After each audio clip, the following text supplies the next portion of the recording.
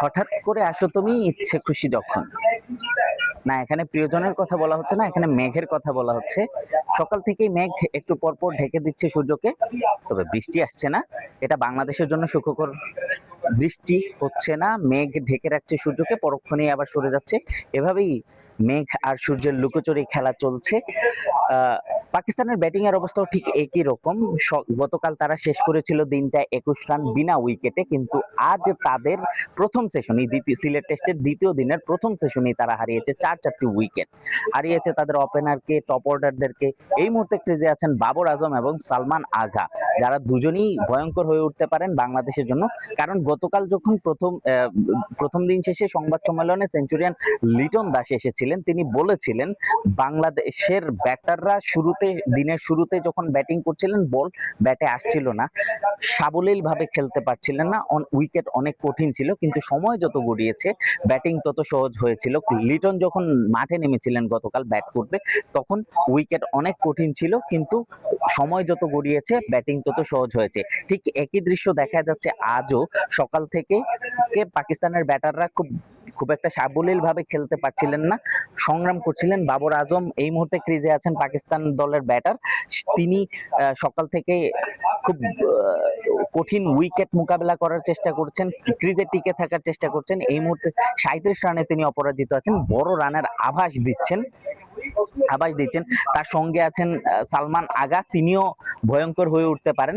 অর্থাৎ লিটনের কথা সূত্র ধরে যদি বলা যায়, আজ দ্বিতীয় দিন একই দৃশ্য দেখা যেতে পারে। সময় যত গড়াবে ব্যাটারদের জন্য ব্যাটিংটা ততই সহজ হয়ে উঠতে পারে, এবং বাংলাদেশের জন্য দ্বিতীয় সেশনটা হয়ে উঠতে পারে কঠিন একটা সেশন, যেখানে অনেক চ্যালেঞ্জ অপেক্ষা করছে। কারণ ব্যাটিং সময় যত গড়াবে ব্যাটিং তত সহজ হয়ে উঠবে। এই মুহূর্তে বাতাস বইছে, ঝড়ো বাতাস না হলেও একটা মিষ্টি বাতাস বইছে, চুল উড়িয়ে নিয়ে যেতে পারে যে কোনো সময়। কিন্তু এই মুহূর্তে আবার রোদের দেখাও মিলছে। সূর্যকে যে মেঘ ঢেকে রেখেছিল, সেটা এখন এই মুহূর্তে সরে গেছে। দ্বিতীয় সেশন শুরু হবে একটু পরেই। বাংলাদেশের বোলিং ইনিংসের কথা একটু বলে রাখি।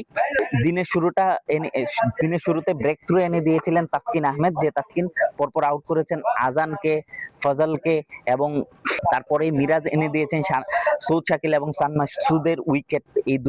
এই 4 উইকেটের পর বাংলাদেশি দর্শকরা উল্লাস করেছেন, বাংলাদেশি ক্রিকেটাররা উল্লাস করেছেন। সেই উল্লাস নিয়েই তারা মধ্যাহ্ন বিরতিতে গিয়েছেন। পাকিস্তান সংগ্রহ করেছে 96 রান 4 উইকেট হারিয়ে। কিন্তু দ্বিতীয় সেশনে কি অপেক্ষা করছে সেটাই এই মুহূর্তে দেখার অপেক্ষায় আছে বাংলাদেশের দর্শকরা। অপেক্ষা করব। বাংলাদেশ যেমন 278 রানে অল আউট হয়েছিল, অনেক বাংলাদেশের দর্শকরা বা ক্রীড়া বিশ্লেষকদেরও ধারণা করছেন 220-30 রানের মধ্যে, অর্থাৎ 250 রানের মধ্যেই পাকিস্তানকে গুটিয়ে ফেলার একটা সম্ভাবনা দেখছেন তারা। তো দেখি আমরা তারা সেই সম্ভাবনা কতটুকু বাস্তবায়ন করতে পারেন বাংলাদেশের বোলাররা।